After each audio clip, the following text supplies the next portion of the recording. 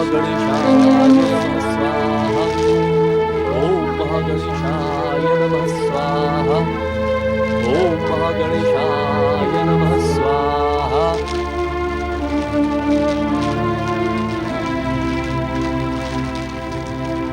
पाखंडी ऋषि, तुम्हारे भीतर यदि संबंधों की तनिक भी गरिमा शेष बची हो तो इस दुष्टा निर्लज्ज अदिति के साथ भीतर न जाकर मेरी बहन सती के समान इसी अग्नि कुंड में आत्मदाह कर लो। दीदी, क्या कहने की इच्छुक हो तुम? किन संबंधों की दुहाई दे रही हो तुम? दुहाई नहीं दे रही हूँ, पूछ रही हूँ कि मेरे पौत्र स्वर्गाधिपति असुरराज तारकासुर के साथ तुम्हारा तनिक भी संबंध नहीं है, जो तुम उसके शत्रु बन बैठे हो? दीदी, तारक से मेरा वही संबंध है जो तुम्हारा है। वो मेरा भी पौत्र है, किंतु मुझे संबंधों से नहीं, धर्म से प्रेम है, धर्म से। और तारक धर्म का सर्वनाश कर रहा है, निर्दोष मनुष्यों, ऋषि मुनियों पर भयानक अत्याचार कर रहा है वो। मेरा पौत्र तारक जो कुछ भी कर रहा है उचित ही कर रहा है। उसकी सत्ता के विरुद्ध जो कोई भी षड्यंत्र रचेगा वो मृत्यु का भागीदार तो होगा ही। तारक ने श्री महागणेश की आराधना करने वाले ऋषि मुनियों पर भयानक अत्याचार किए। अरे श्री महागणेश की आराधना करना उसके विरुद्ध कोई षड्यंत्र नहीं है दीदी। षड्यंत्र है।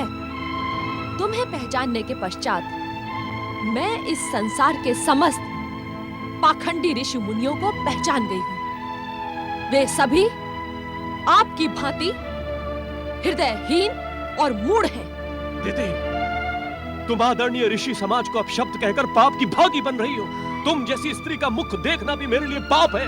दूर हट जाओ मेरी दृष्टि से। अरे पाखंडी ऋषि, क्यों व्यर्थ मेरे असुरराज तारकासुर के क्रोध को जगाने को इच्छुक हो? तारक ने अब स्वर्ग में रहने का अधिकार खो दिया है दीदी। अब उसके पतन और संहार को संसार की कोई शक्ति नहीं रोक सकती, कोई शक्ति नहीं। नहीं, मेरा पौत्र अमर है। उसका वध शिव पुत्र द्वारा होगा और शिव दैत्यों और असुरों के आराध्य हैं। वे तारकासुर का वध कदापि नहीं चाहेंगे। ना शिव पुत्र होगा और ना ही तारकासुर का वध होगा।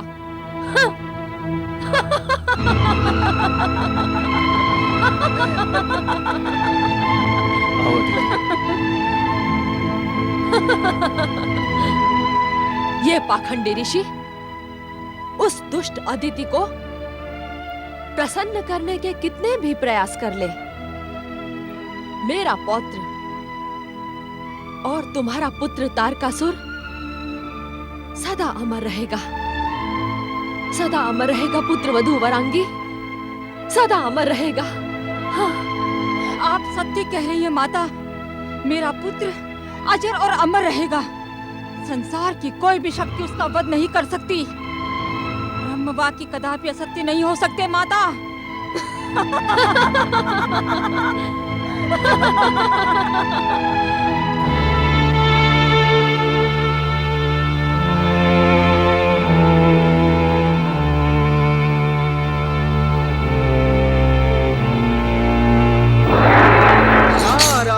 नारायण, अपने ध्यान को विराम दे परमपिता। हमारी प्रार्थना सुने परमपिता। परमपिता, हमारा मार्गदर्शन करें। अत्याचारी तारकासुर से हमारी रक्षा करें परमपिता। त्राहि मां, त्राहि मां, त्राहि मां, त्राहि मां, त्राहि मां, त्राहि मां।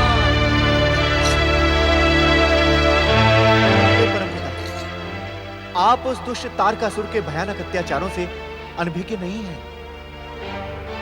उसकी आसुरी शक्तियां संसार में धर्म का सर्वनाश कर रही हैं। उसके अत्याचारों से हमारी रक्षा करें परमपिता, रक्षा करें। नारद, देवगणों, हमें संसार के दुख का ज्ञान है, किंतु तारकासुर का वध हमारे वरदान के अनुसार शिव पुत्र के द्वारा ही होगा। परमपिता, ऐसी स्थिति में आप स्वयं शिव को प्रेरित क्यों नहीं करते? देवराजेंद्र, हम त्रिदेव एक दूसरे को प्रेरित अथवा आदेश नहीं देते, अपितु प्रार्थना करते हैं। उद्विग्नता के कारण मुझसे शब्दों की भूल हो गई परमपिता, मुझे क्षमा करें। महादेव शिव और महादेवी पार्वती से प्रार्थना करने के लिए हमें वैकुंठपति श्री हरि विष्णु के साथ कैलाश चलना होगा।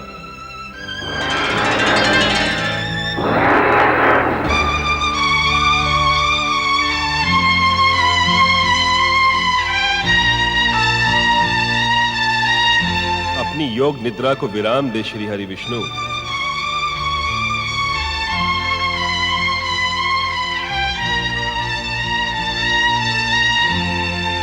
संसार की रक्षा तथा अत्याचारी तारकासुर के अंत के लिए परम देव श्री महागणेश का आदेश सुने श्री हरि। ब्रह्मदेव, मुझे परम देव श्री महागणेश के आदेश का ज्ञान है। तारकासुर के अंत के लिए हम सबको महादेव शिव और महादेवी पार्वती का आवाहन करना होगा। तारकासुर के अत्याचार अब चरम सीमा तक पहुंच चुके हैं श्री हरि। हमें यह कार्य शीघ्र ही संपन्न करना होगा। अवश्य। सखी शक्ति स्वरूपा देवी पार्वती, हमारे महामिलन में कितने युग बीत गए ये हम स्वयं ही नहीं जानते। हमारा महामिलन समय और युगों की सीमा के परे है स्वामी, किंतु यकायक आपको ये क्या हो गया देवी पार्वती? अपनी गंभीरता का कारण बताएं देवी पार्वती। स्वामी, क्या आप मेरी गंभीरता का कारण नहीं जानते? आपको तो हर मन का रहस्य ज्ञात है।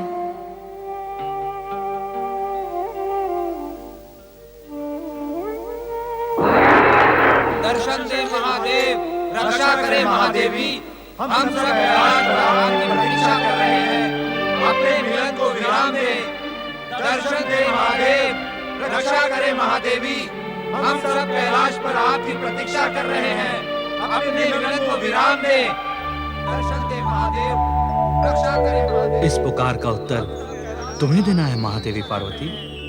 मेरी पुत्रकांक्षा की पूर्ति के अतिरिक्त तारकासुर के अंत का अन्य कोई उपाय नहीं है स्वामी। दर्शन दे महादेव, रक्षा करे महादेवी। हम सब कैलाश पर आपकी प्रतीक्षा कर रहे हैं, अपने मिलन को विराम दे।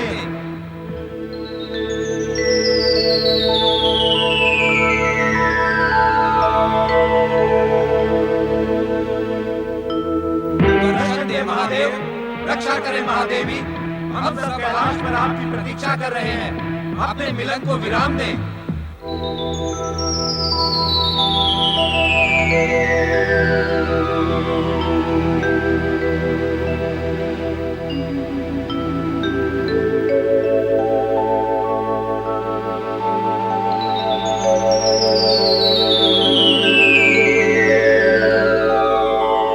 महादेव शिव शंकर, महादेवी पार्वती, अत्याचारी असुरराज तारकासुर का अंत शिव पुत्र द्वारा ही होगा। हमारी रक्षा करें।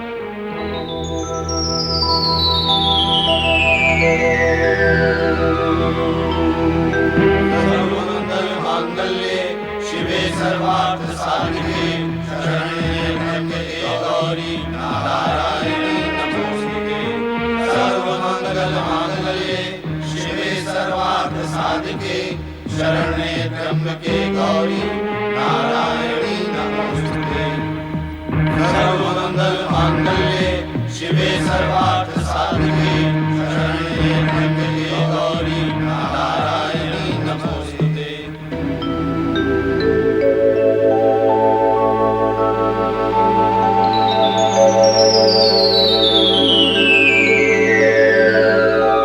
परमपिता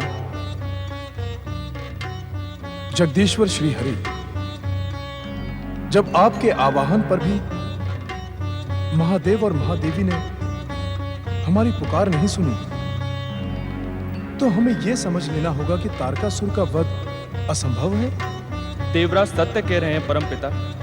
अत्याचारी तारकासुर का वध करने वाला शिव पुत्र इस संसार में अब कभी जन्म नहीं लेगा।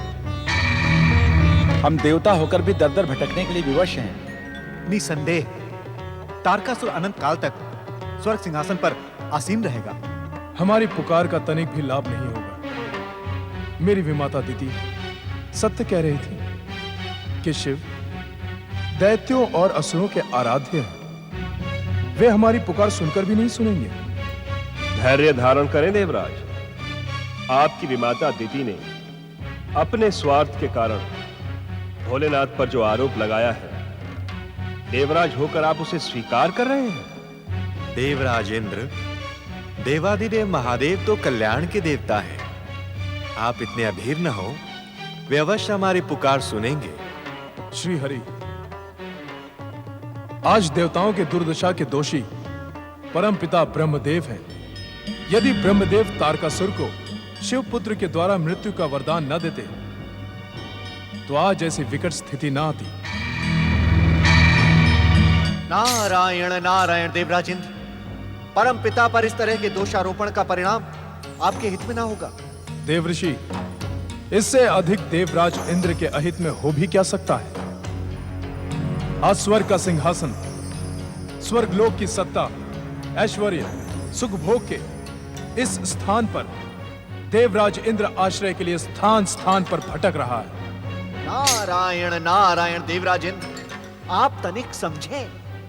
यहाँ पर उपस्थित सभी देवी देवता आपको स्वर्ग सिंहासन पर आसीन करने का प्रयास कर रहे हैं। जिस प्रयास से कोई लाभ न मिलना हो, उसे करना समय को व्यर्थ करना है। देवराज, अपनी उद्विग्नता और व्याकुलता में आप न केवल तारकासुर के अंत को और अधिक दूर कर रहे हैं, अपितु शिव भक्ति में लगे हमारे मन को भी भ्रमित कर रहे हैं। देवराज, अब आप मेरा कहा माने और परम पिता से क्षमा याचना करें। आए। विपत्ति में व्यक्ति अपना विवेक खो बैठता है, यह हम भली भांति जानते हैं। देवराज इंद्र को क्षमा की नहीं, दया की आवश्यकता है। हम सब इस प्रसंग को यहीं समाप्त कर सच्चे मन से शिव पार्वती का आह्वान करें। वे अवश्य हमारी पुकार सुनेंगे।